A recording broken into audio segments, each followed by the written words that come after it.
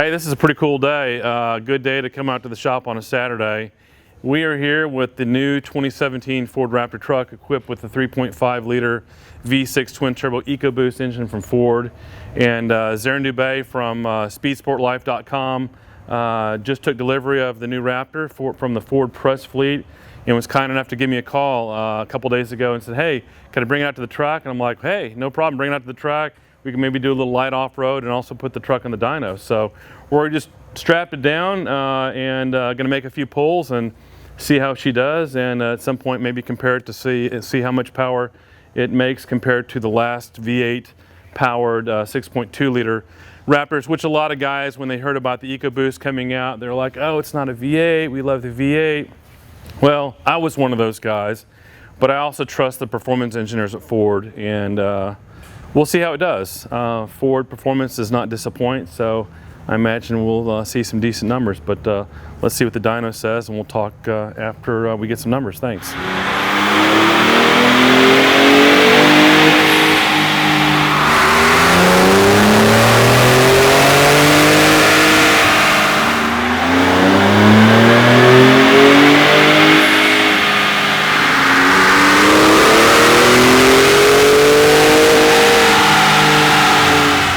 All right, the numbers are in. Pretty impressive. Actually, the new Raptor, it sounds better than I thought it would. Maybe there's some room for improvement there, but it's very quiet when you're just at idle or just kind of humming along, at least on the dyno.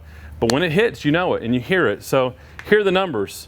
365 horsepower at the rear wheels. Again, the truck has got a switch where you can put it in four-wheel drive, but you're going to drive it around on the street, 95% of the time in two-wheel drive mode, which is how we're dynoing. 365 horsepower at the rear wheels, 422 foot-pounds of torque at the rear wheels. And that torque hit comes right at 3,700 RPM, right when you hit the gas. I was just commenting to my guys, when I look at these numbers, I recall back to one of my favorite cars of all time, and one of the torquiest cars I drove first drove back in the 90s, and that was the Gen 2 Viper GTS. When that car came out in 1996, so 20 years ago, it's got an 8-liter normally aspirated V10, the largest displacement engine available at the time, and may still be one of the largest displacement engines ever put in a production sports car. Those cars were making similar numbers.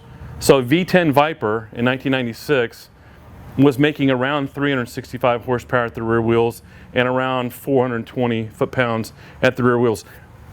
This truck is making the same power roughly out of a twin-turbo 3.5 liter V6.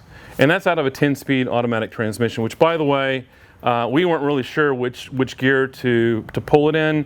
We typically try to run our vehicles in in the gear that's closest to 1-to-1. So in the case of a GT350 Mustang, that's fifth gear. A lot of other sports cars, Corvettes and Camaros and things of that nature, the Viper, we'll make our runs in fourth gear in a manual. So we tried fourth, we tried fifth, we tried sixth.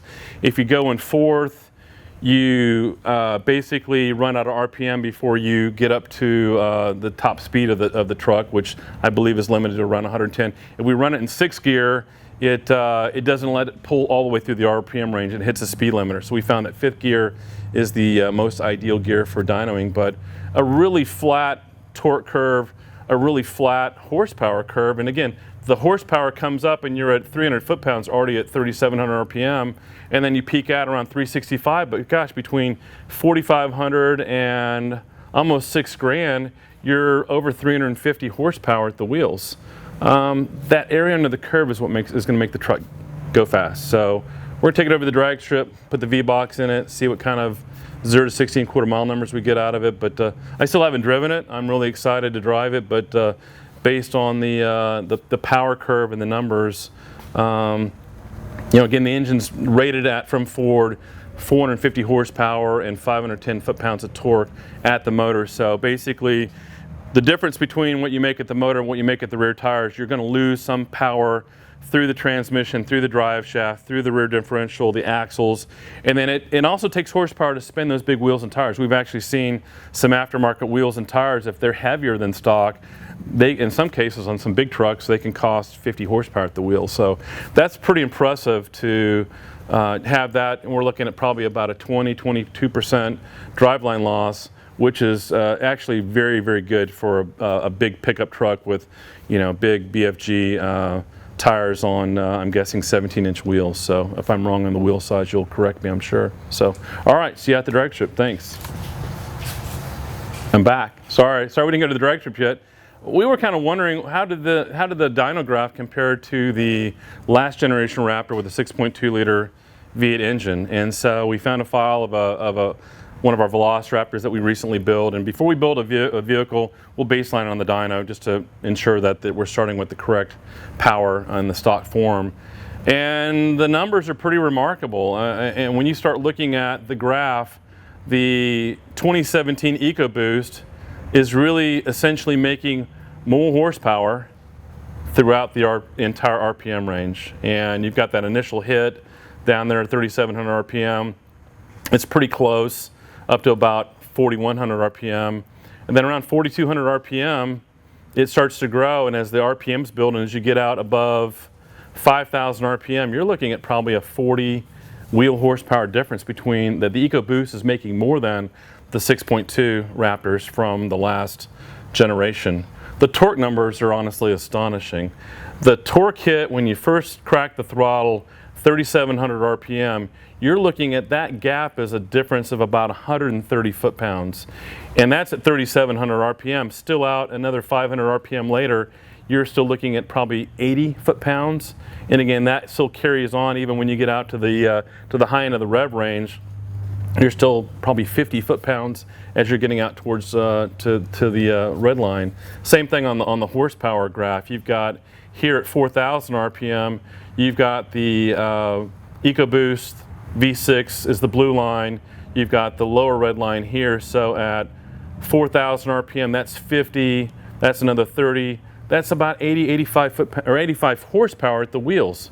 And again, it carries out all the way through. Even when you're out here at $5,000, you're still probably 45 or 50 horsepower at the wheels in a truck that's lighter. I don't know what else to say. I mean, the graph pretty much tells the story.